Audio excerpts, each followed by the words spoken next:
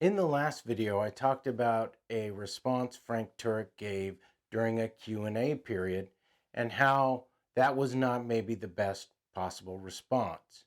Now, in fair disclosure, he was talking extemporaneously in the moment. He had no clue what question was coming. In fact, I had someone reach out through the comments that said they work on his team and they're almost certain that that was a question Frank had never received before.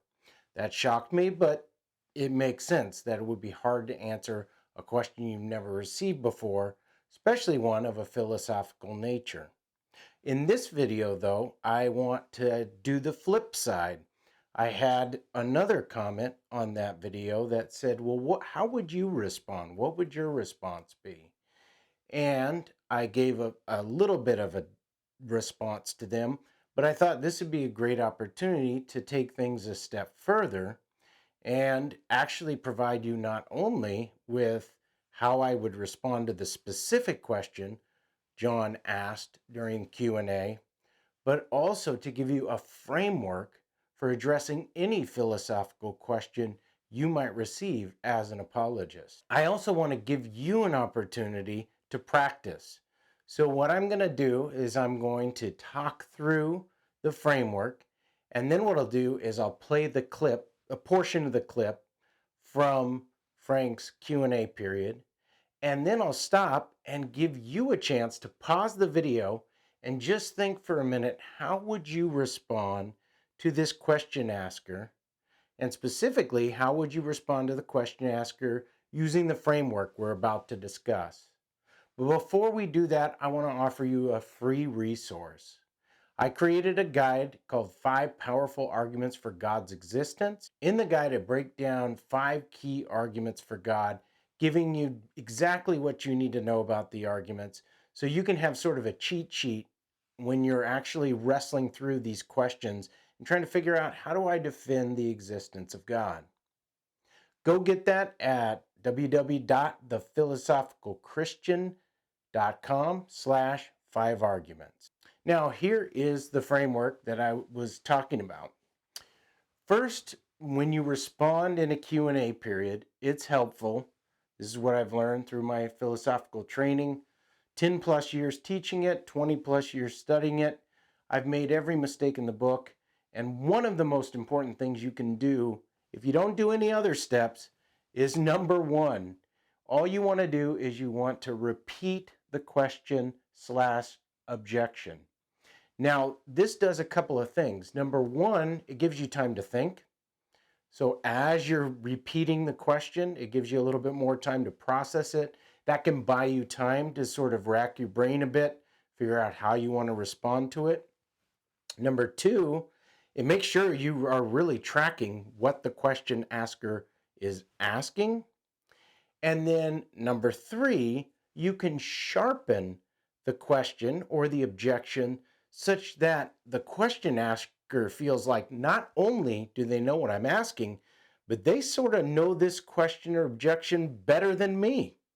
And that will help build credibility and show them that you've really thought this through at some point in the past. Number two, what you want to do is expose assumptions. In each question, there are a number of different assumptions.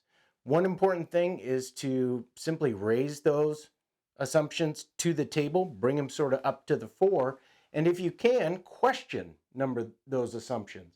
That's number three. So then start saying, well, in your question, you're assuming this. Here's a reason to think that maybe that's not the case, or at a minimum, that we should have reason to doubt some of the things that you're assuming in what you're asking. Number four, you can canvas different lines of reply. So if it's a question that you're familiar with and you've done a little research in the literature, you can sort of say, well, here's a few options for replying. And then number five, you want to sort of plunk down on one. This doesn't have to be your final response. They don't have to hold you to it, but you could say, in my estimation, as of now, here's what I think is the best reply. And then you don't just give it to them, you also defend it a little bit. Give them a little bit more to go on, an argument or a little bit more details on how you defend that reply. And then lastly, close it out with some homework. That is, give them a self-study challenge. That is, point them to the literature regarding the question they're raising and give them maybe one thing to read or one question to explore. And not only that, ask them to report back to you. Say, you can go on my website, find my email address, or you can somehow contact me. I'd love to hear back from you what you would find. Number one, that might just improve your understanding. Number two, it helps them to be motivated to keep asking that question. And then number three, it also helps to build a relationship that can lead in many different directions, hopefully, if they're really wrestling with whether God exists or whether Jesus is God or wherever they're at in their journey. Hopefully that can be an open door that opens up the opportunity for evangelism, that opens up the opportunity for just depth of understanding and knowledge. So now with that in mind, let's take a look at this part of the clip that I played last time in the video, and then I'm going to stop it and I'm going to encourage you to pause the video and then think through, how would I respond to this? You don't have to go methodically through each of the steps, though that would be ideal, but I recommend trying your best to think that through. Even if you can't come up with the best answer, just give yourself, I don't know, 3 to 5 minutes to really think, well, how would I respond if I was in this situation? So let's jump into the video. Hello. Yes. Hey, what's your name? I'm John. John, go ahead, sir. My question is pretty straightforward. Do you believe that God has free will? That God has free will. Yes, sir. Well, sure, he can decide to create or not to create, but he's limited by his nature as we are. Like God can't lie or do evil. He can bring judgment, which we might interpret as evil. Can I make the question a little more specific? Sure, go ahead. Sure.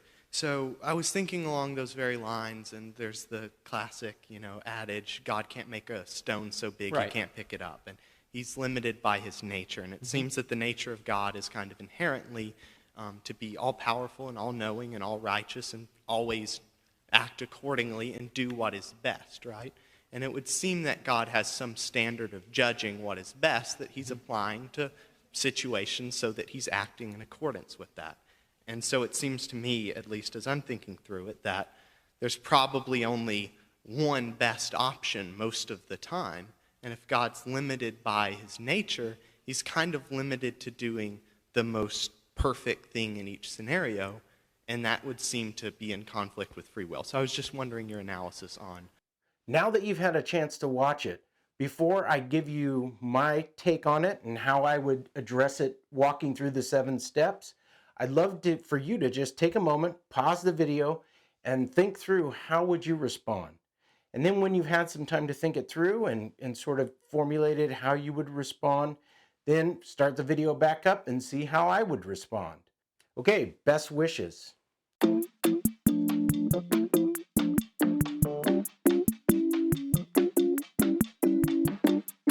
Here's how I might respond. John, you're asking a really great question. If I understand correctly what you're asking, you're saying, given God's nature, given that God is perfect, God's all-knowing, God's perfectly good, God is all-powerful, then in any given situation, God is going to act in accordance with his nature. And maybe that's the standard that you're talking about. Now, if God is in a particular circumstance, God will always know what the best action is. God will want, because he's all good, to act in accordance with what's best or to do the best thing.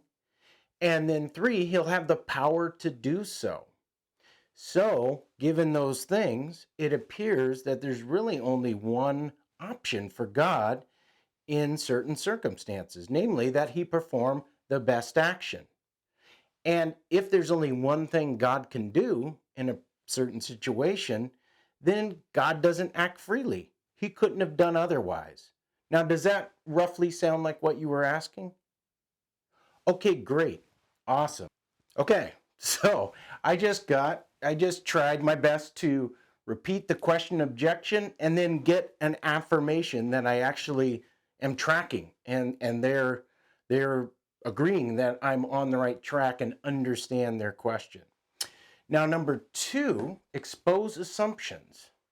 So here's what I might say to John. Now, in your question, there are a few big important assumptions underlying it. Number one is that free will requires options. That is, if you act freely, then when you do a thing, it at least was possible that you do something else. So your claim, John, is that in this situation, God can only do the best possible action. And given that, God wasn't free to do otherwise, and given that freedom requires these options, that God could refrain from doing the best, then it doesn't follow that God freely does the best option, because God wasn't at liberty to refrain from doing that. Now, there are a couple assumptions going on in your question. Number one is what's called libertarianism about free will. So on this picture, if you're determined to do something, say God's determined by his nature to do the most perfect thing or the best possible thing, then you aren't free, because freedom requires the falsity of determinism. You can't be determined to do something and yet freely do it. Those two things are incompatible. But there's a great tradition in theological compatibilism and compatibilism in general, which, by the way, is by and large the view that professional philosophers endorse, compatibilism about determinism and free will. There are many different challenges that could be raised to that assumption of libertarianism. But for the sake of argument, let's just assume that. So I just challenged one assumption in his question, namely libertarianism about free will. So God can only freely do something if God wasn't determined by his nature to do it. And you might say, no, that's false. God being determined by his own nature to do something is compatible with him freely doing it.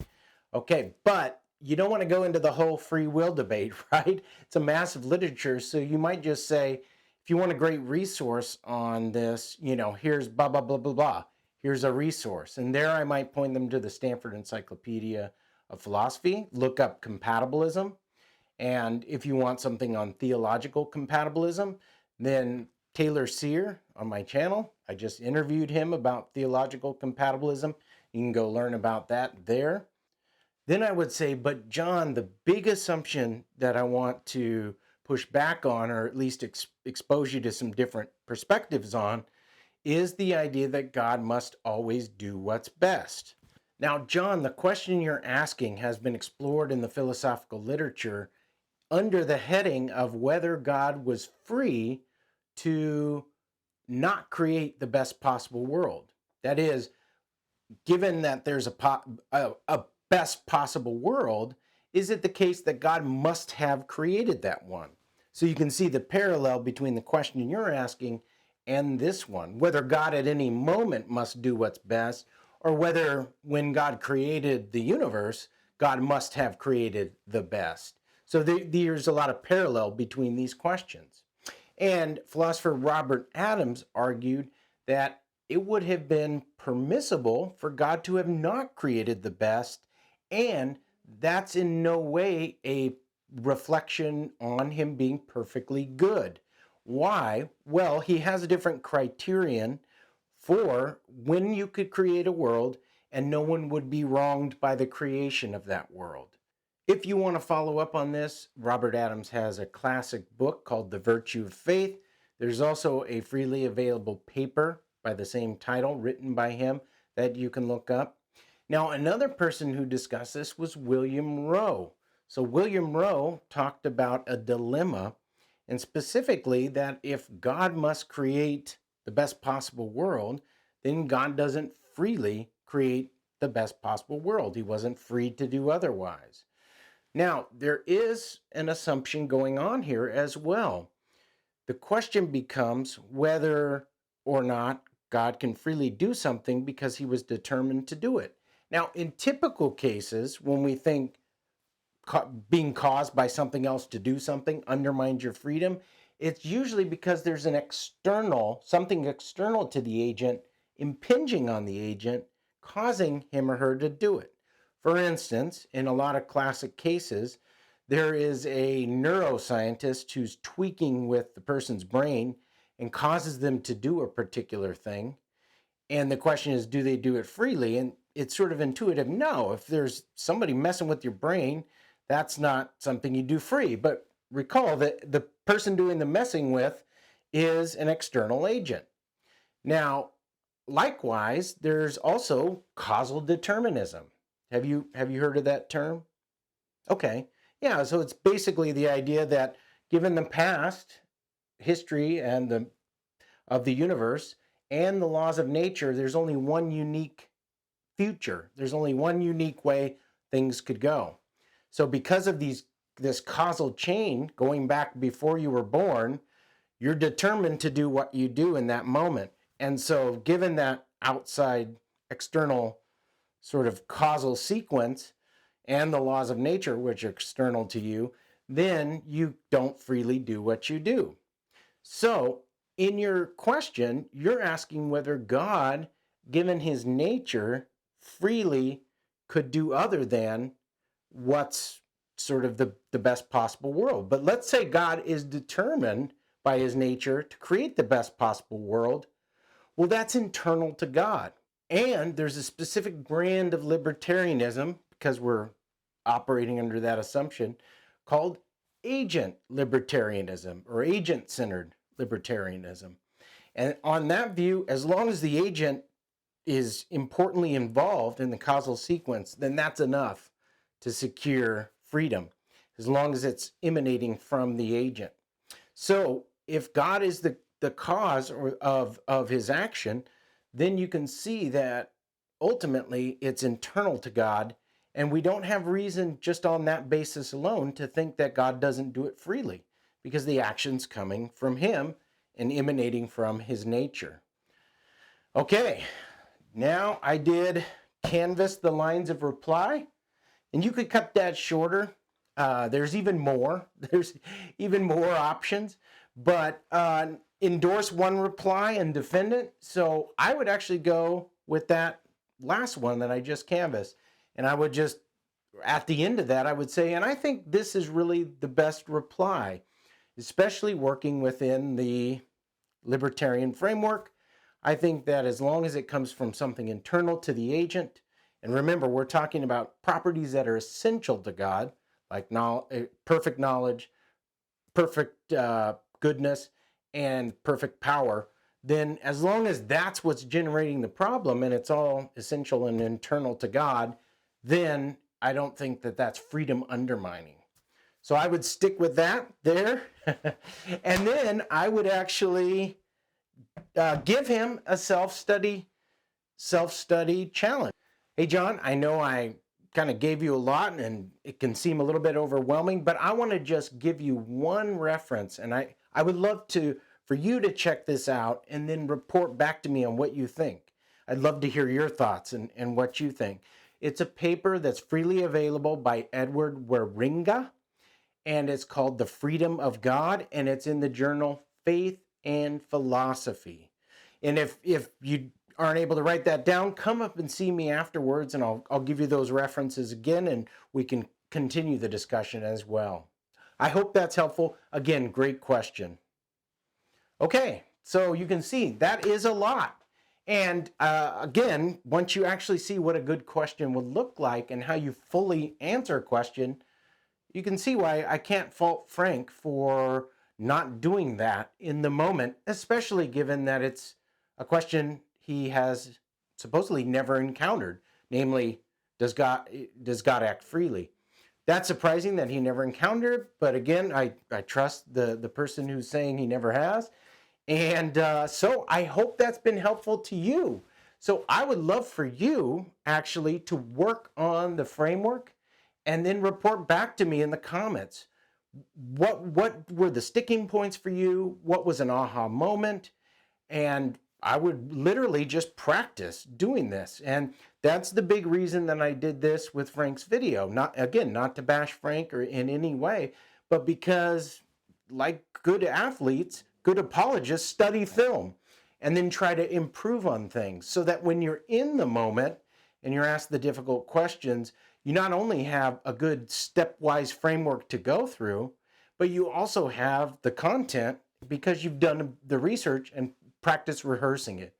So I'll see you in the next video. I thank you so much for being part of the Philosophical Christian.